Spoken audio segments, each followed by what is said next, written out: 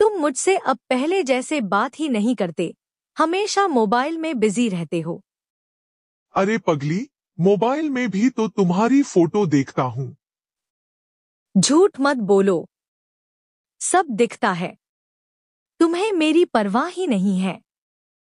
परवाह न करूँ तो ये झगड़े झेलो क्यों? ये नोकझोंक ही तो हमारे रिश्ते की मिठास है। मुझे तुम्हारी बातें समझ नहीं आती। समझने की जरूरत भी नहीं है, बस इतना जान लो कि तुम्हारे बिना अधूरा हूँ। सच में? हाँ, और अगर नाराज रहे तो मुझे किससे झगड़ना पड़ेगा? अच्छा, तो तुम चाहते हो मैं हमेशा गुस्सा करती रहूं?